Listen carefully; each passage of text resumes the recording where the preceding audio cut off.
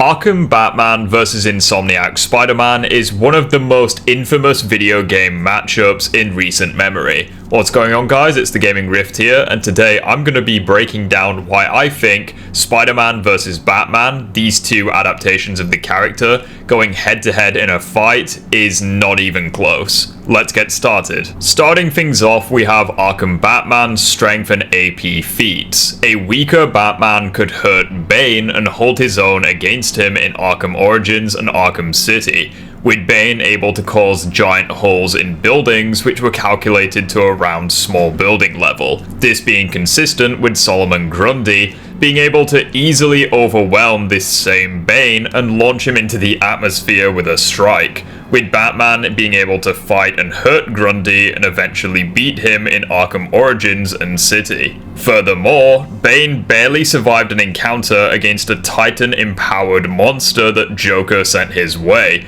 with Batman being able to dispatch many Titan monsters in Arkham Asylum and City, putting a weaker Batman potentially closer to large building level, in addition to matching a weaker Killer Croc in Arkham Origins, who also has feats of surviving explosions and causing major damage to Blackgate. Keep in mind that Batman is at his strongest in Arkham Knight, due to his new liquid metal batsuit, making him stronger and faster than ever thought possible, implying that Batman would far surpass this small to large building range of power scaling, especially if he's going all out. However, now we have Spider-Man. A weaker, inexperienced Peter Parker with a cloth suit could fight and eventually beat Rhino, someone who could casually destroy 6 city blocks without trying in their fight, putting him casually at city block level, with a weakened, fatigued PS4 Peter able to damage Rhino in their battle and eventually take on Rhino and Scorpion in a 1v2, with Peter doing just fine.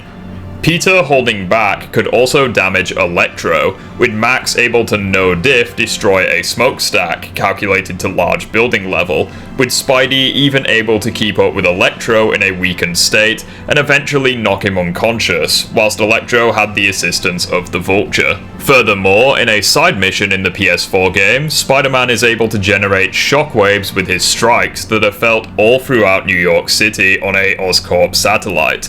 On a low end, this would be comparable to a magnitude 3 earthquake, around city block level. However, since J. Jonah Jameson references potential property damage in his broadcast following this side mission, we can infer that this would be closer to a magnitude 8 quake, which would put it between city block level and city level.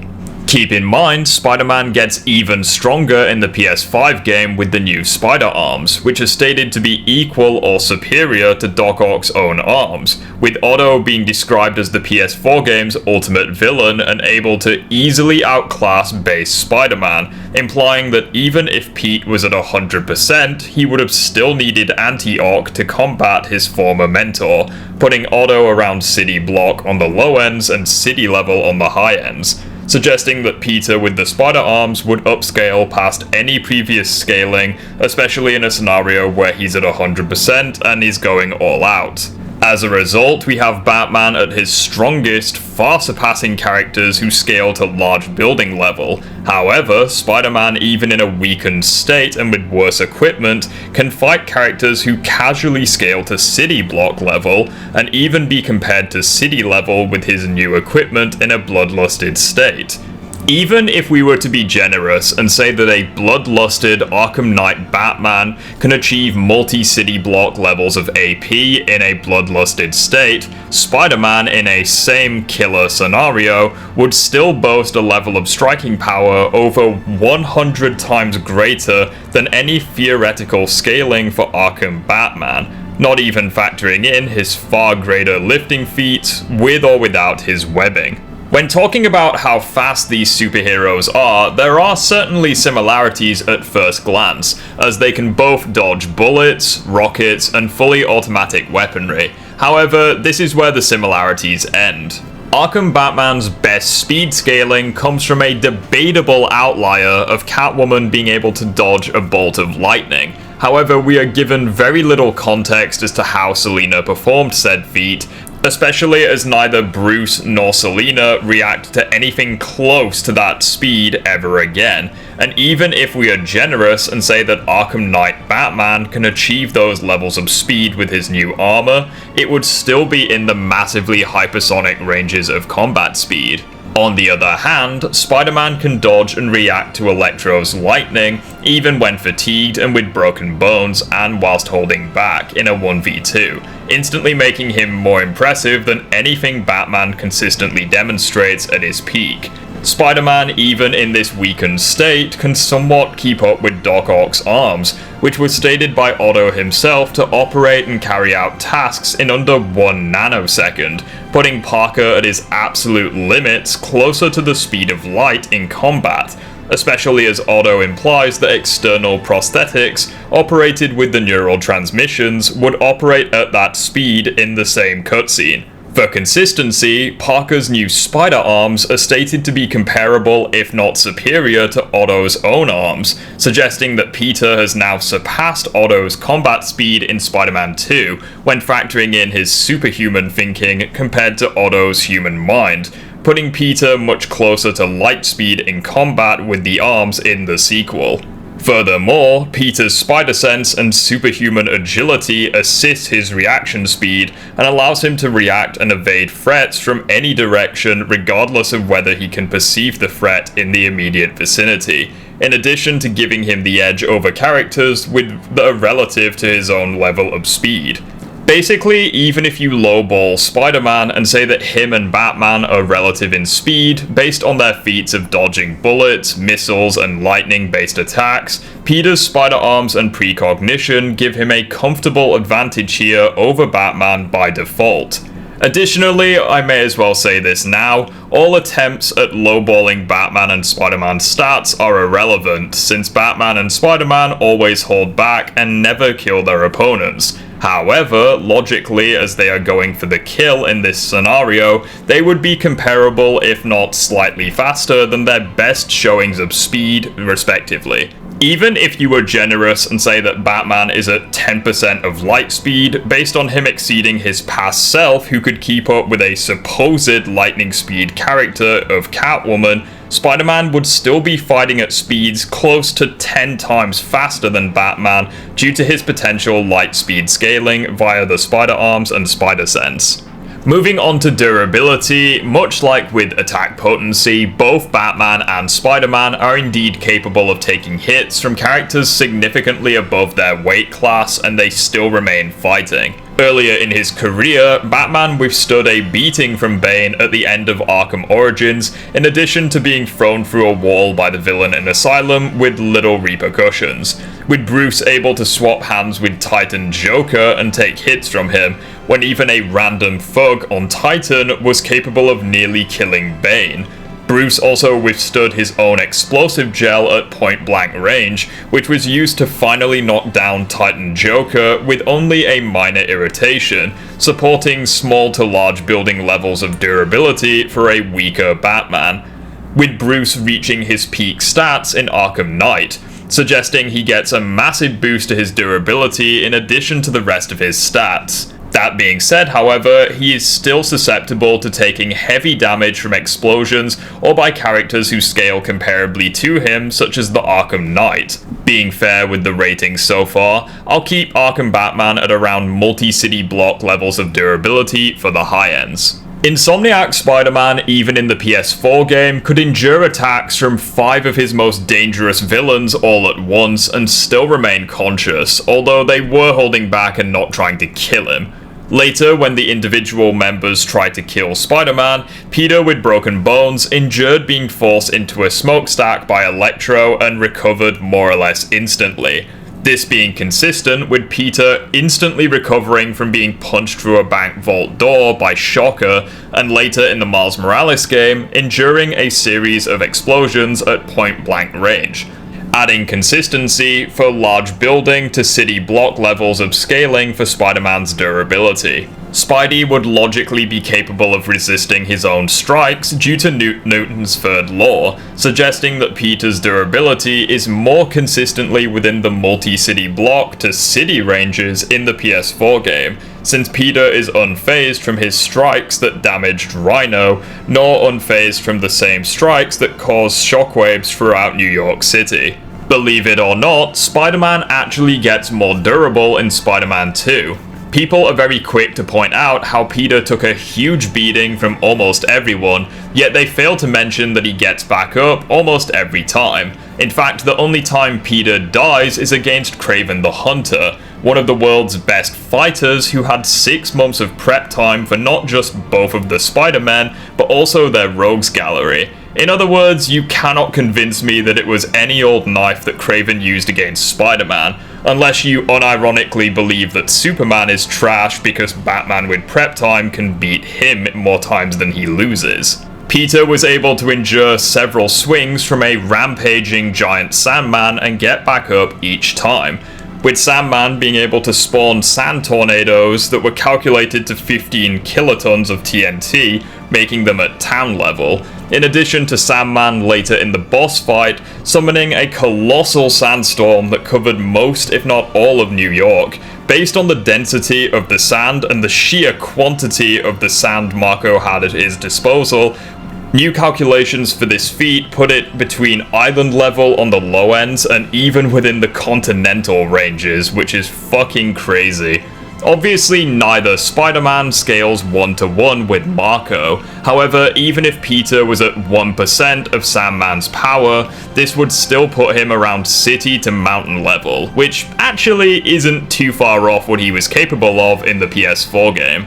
With Peter, even in a fatigued state after removing the black suit, able to survive an attack from a rampaging Venom, the same guy who went on to decimate Oscorp's private army and brutally kill Kraven, the same guy who fought Black Suit Spider-Man and Agent Venom. Now, obviously, Peter doesn't scale to Venom or indeed Sandman. However, these feats do demonstrate that Insomniac Spider-Man is capable of surviving attacks from the top tiers of the verse, especially when he's at 100%. I'm sure you are seeing where this is going, right? Just like with AP, Batman is simply outclassed by a massive margin here, making Spider-Man easily the more durable one of the two. Now for intelligence, and I'll be honest, I don't want to go over this category too much, since both Peter and Bruce are absolute geniuses with them being able to outsmart their respective villains, analyze their environments with the tech in their masks, and are very gifted at their specific subjects, being debatably the smartest characters in their respective verses. If you pointed a gun at my head, I'd lean towards Batman, due to his reputation as the world's greatest detective, in addition to his feats of being able to solve an unfathomable amount of Riddler's riddles.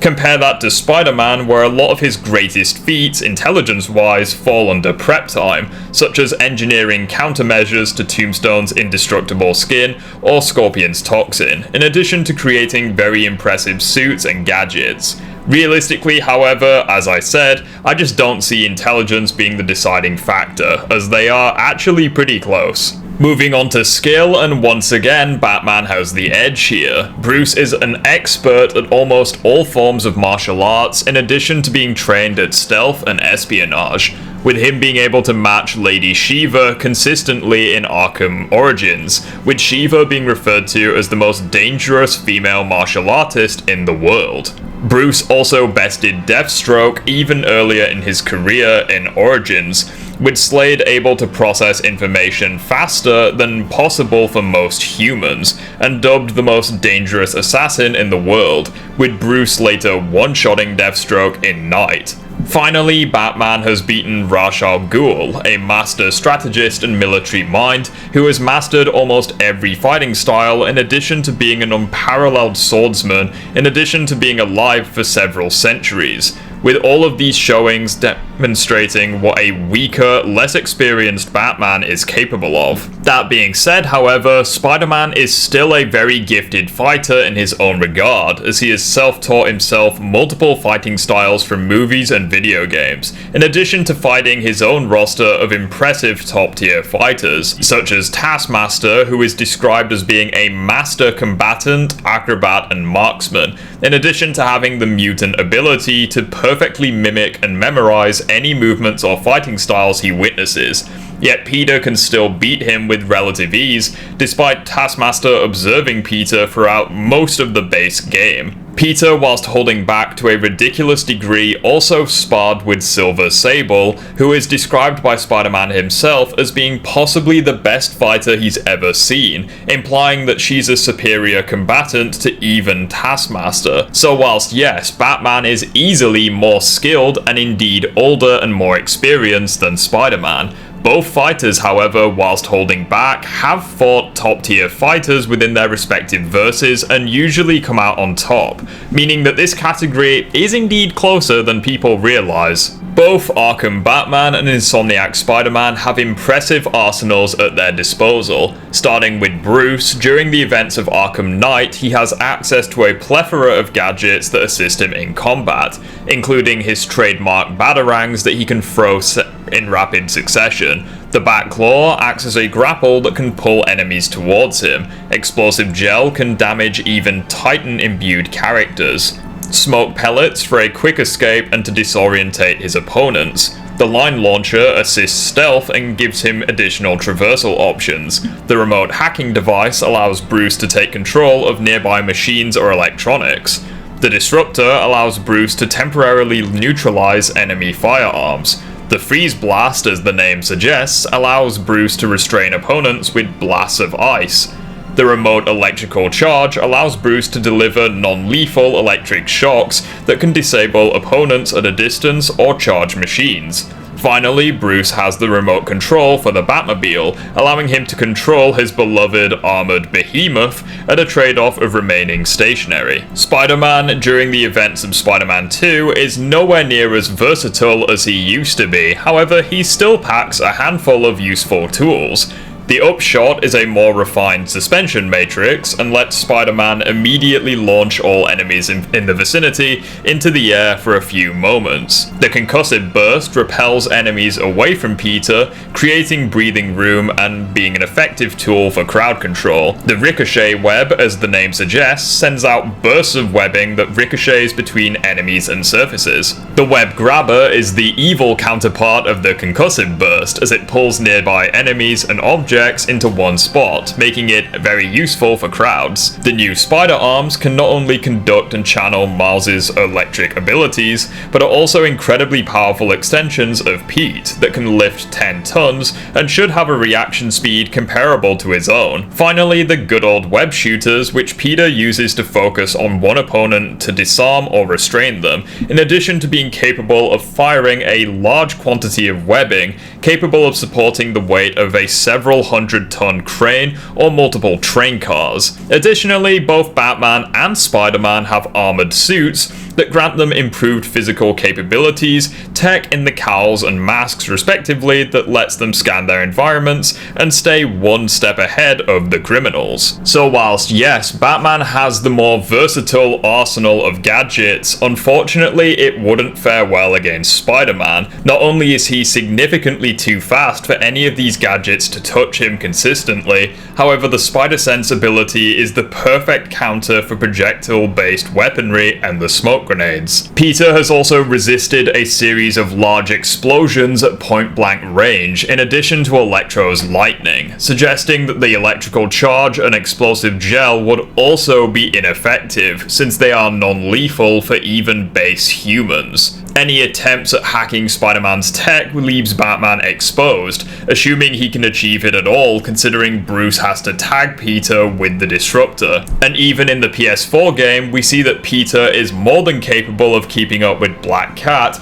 even when his tech is EMP'd. being confirmed to have superhuman abilities and confirmed to be at least as agile as Spider-Man himself, so EMPing Pete is far from a guarantee for success. As for the Batmobile, if Bruce tries to operate it by remote control, he's leaving himself exposed, and unfortunately I don't see it improving matters if Bruce decides to pilot the Batmobile to take on Pete. Spider-Man is easily fast enough to dodge any attack the Batmobile throws his way, in addition to being strong enough to negate the Batmobile altogether with a large quantity of webbing. Not to mention that the Batmobile is nothing that Spider-Man hasn't already dealt with, and the mobile itself is far from invincible, as Bruce himself acknowledges the Cobra tanks could shred through the Batmobile's armor with ease, with the Cobra tanks being far outclassed by someone like Rhino, who Peter could fight even when injured and fatigued, with Spider-Man also able to tear apart sentry guns with his raw strength and bypass Sable technology. And even if Batman and the Batmobile could somehow attack Peter simultaneously,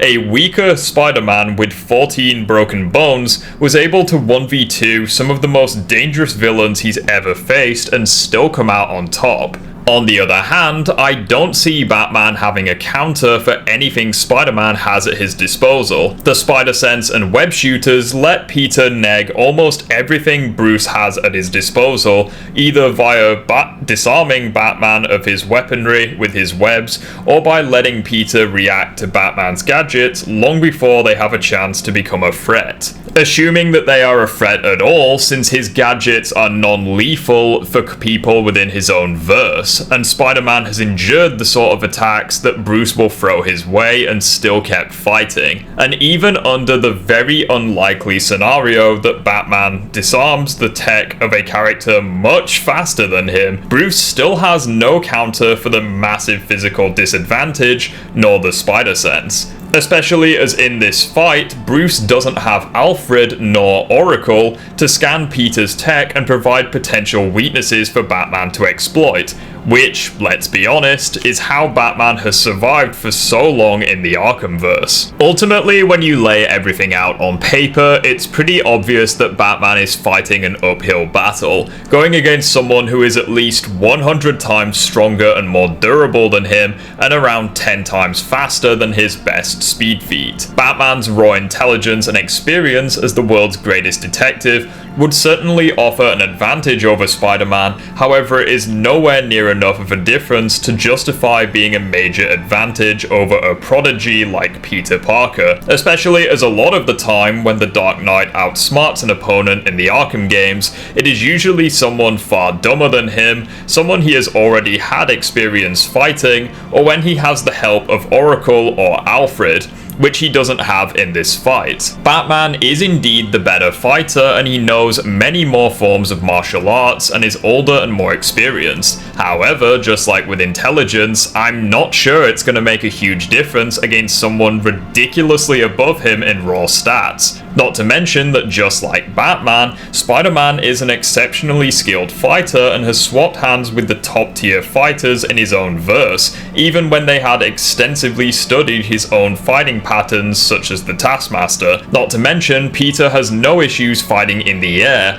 which Batman has barely any experience doing so, and would be at Spidey's mercy if Peter decided to make it an airborne battle. Batman's versatility and impressive arsenal of tech and gadgets are going to be largely ineffective against Spider-Man, as Parker's own tech rivals Bruce's, with certain gadgets like the web shooters being blatant counters to the Batarangs and line launcher, in addition to the Spider-Sense allowing Peter to stay one step ahead of Bruce's stealth capabilities and further counter his gadgets. Even the Batmobile isn't going to make a difference, as Spider-Man is far too fast and has no issues using unfathomable quantities of webbing to restrain large objects, such as train cars and falling cranes. And that's not even factoring in Peter's own gadgets, such as the web grabber and ricochet webs, in addition to the spider arms, which Batman really has no counter for. In the end, I honestly don't see Bruce winning this fight at all,